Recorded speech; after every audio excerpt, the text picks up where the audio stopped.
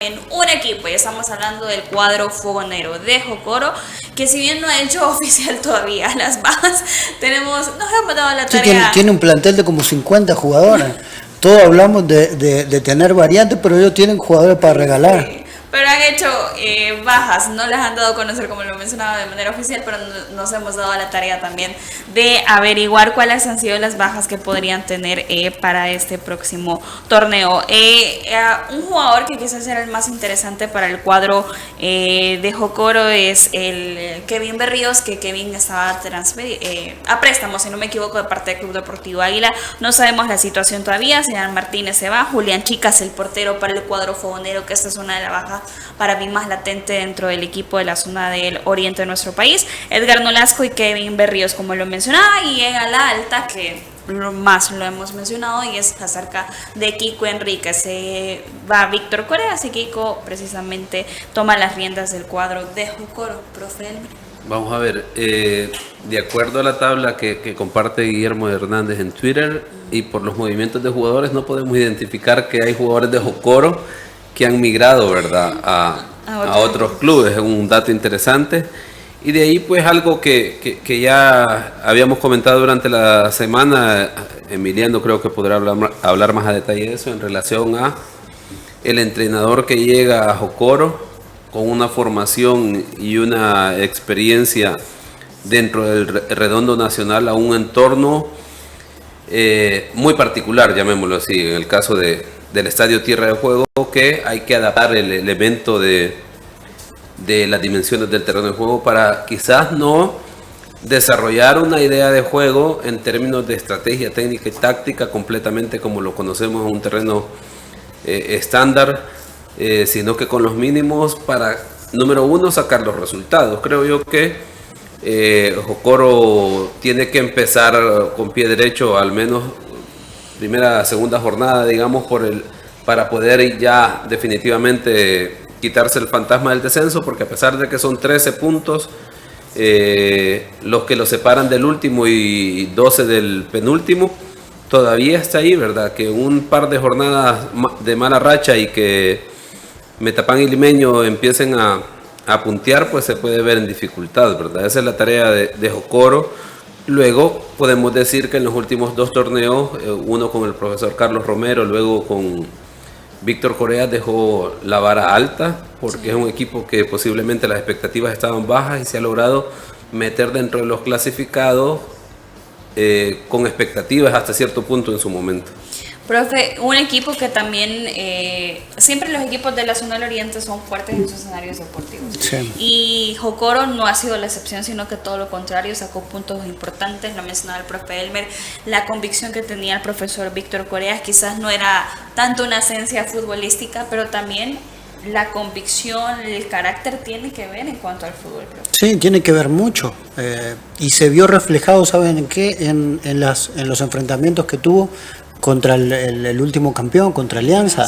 Siempre fueron de muchos goles, y eso se nota que el entrenador imprimía carácter a sus jugadores, demostrándole que no eran menos, por lo menos en la situación y en el contexto del local. Entonces el equipo siempre fue al frente, buscó hacer la mayoría de goles posibles. Después obviamente se vino en contra también la calidad del rival que tiene, pero carácter sobre todo es lo que le imprimió el profe Corea. Después, teniendo jugadores que juegan bien al fútbol y que después las situaciones tal vez no digo de ansiedad, también no haber podido sostener algunos resultados. Creo que Jocoro se vio en un momento muy bien ubicado en la tabla, sin tener problemas, como encaraba el año siendo uno de los candidatos para el descenso. Y creo que ahí cuando realmente se dieron cuenta de dónde estaban y lo que habían logrado, creo que fue lo peor que le pudo haber pasado, ¿no? Porque en los últimos 5 o 6 partidos hizo un torneo totalmente olvidable, con pocos puntos y desluciéndose una imagen que hasta el momento había sido muy buena. Creo que en el análisis general esto fue lo que pesó para que el profe Corea tal vez abandone su puesto, porque hizo un trabajo excelente, generó muchísimos puntos, tuvo al equipo como protagonista la mayoría del torneo. Y bueno, la última imagen casi siempre es la que queda, no en el análisis general. Y eso hace que también que vengan estos cambios. Lo que sí que se ve que es un cambio radical, ¿no? Más o menos por filosofía de juego.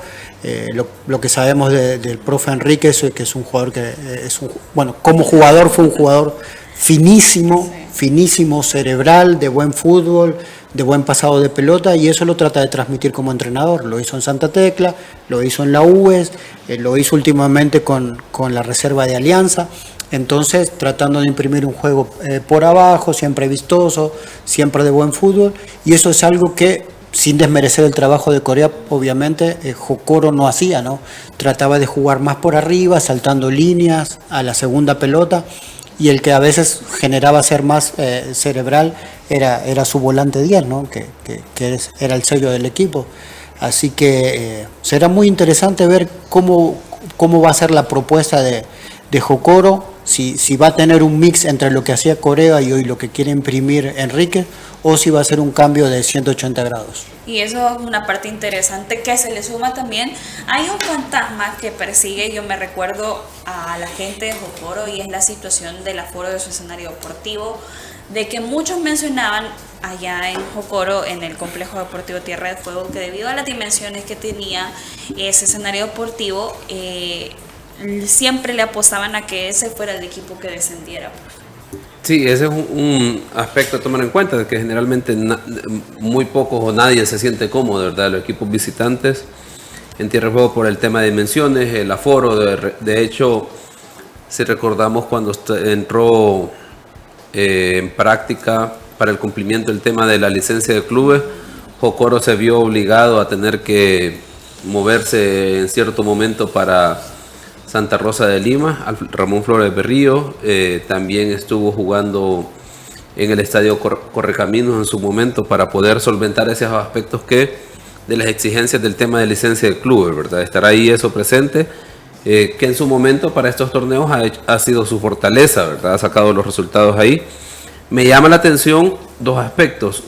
El primero es ver cómo se desempeña el jugador Alan Benítez, que viene de una academia de los Estados Unidos, South Florida Academy, que estará ahí, a ver si logra adaptarse, ¿verdad? Porque, vamos a ver, viene de un entorno de condiciones diferente, de una academia, entenderé yo, por muy, digamos, complicada que esté la situación, es muy diferente a lo que va a encontrar aquí, ¿verdad? Dentro de todos los escenarios posibles, viene al que menos, ¿verdad? Tierra de Juego. Y bueno, habrá que ver cómo responde, será interesante, ¿verdad? Ver un jugador con las características, cómo se adapta a nuestro fútbol. Y a nosotros nos pasó sobre todo con Junior Burgos, que fue alguien que prácticamente aquí no jugó, y uno lo trae como nacional, pero él realmente en el fútbol nacional lo había jugado. Ese tipo de jugadores uno lo tiene que tratar como un extranjero, darle un periodo de adaptación, porque las condiciones son totalmente diferentes. Siempre se dice que el perico es verde en cualquier lado, y no es así. Lamentablemente no es así, y creo que hay que ser muy fino con este tipo de jugadores a la hora de... Obviamente uno le va a pedir el 100%, pero sabiendo que la adaptación puede ser complicada. De ahí el otro punto es que Jocoro hace uso de lo que parece están haciendo varios equipos ya de primera división. Incorpora a Yojalín Palacio, defensa colombiano, que viene procedente de Marte Soyapán. Ya hemos estado viendo que hay varios equipos que están incorporando a sus filas jugadores de segunda división, lo que habla muy bien de la categoría de segunda división, porque quiere decir que están trabajando bien, porque el caso del Inter de San Salvador me parece que ha incorporado ya varios jugadores a la primera división. Y pues bueno, uno de los temas es porque generalmente a la segunda solo lo vemos en los partidos finales, porque de ahí va a salir el equipo que va a estar en el circuito de privilegio, ¿verdad? Así que interesante que pueda generar ese grupo de jugadores que se van incorporando de segunda división a primera. Sí, los equipos parecería que también tienen como una lógica en la cuestión económica, parecería, sabiendo que un nacional o uno de segunda da un salto de calidad sin ser lo caro que te puede generar traer un extranjero.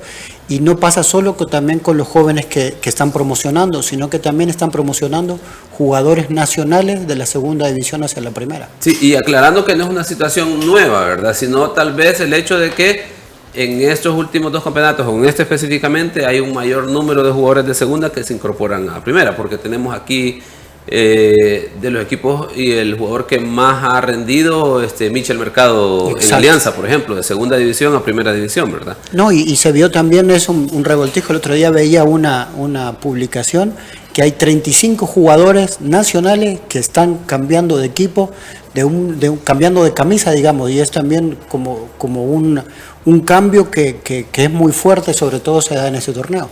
Bueno, y también ahí está, precisamente gracias al licenciado Guillermo Hernández, orgulloso zonateco también. Un saludo a Guillermo. Sí, jugadores que cambiaron de camisa para el clausura 2022, 35 jugadores se movieron.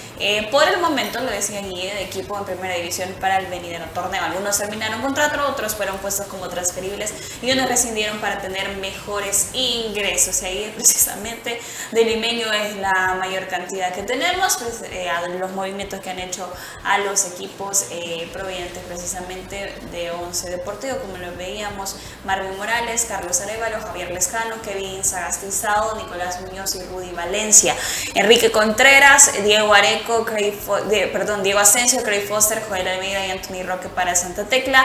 Para Marta, Isaí Aguilar, Jonathan Palma, Jacobo Catán, Eduardo Rodríguez y Tardelis Peña para el cuadro 11 Deportivo. Fernando Castillo, Walter Ayala y Carlos Herrera. Para Chalate, Diego Coca, Dieter Vargas y Eric Cuadrón. Para Firpo, Gerber Sosa, Diego Chávez, Edgar Medrano y Alexander Mendoza para el cuadro del Club Deportivo Águila. Wilmer Novoa, Irving Herrera y Juan Barahona para Platense. Para FAS, Rodrigo Rivera y Marvin Figueroa, Fernando Quintanilla y Boris Molares para Metapan.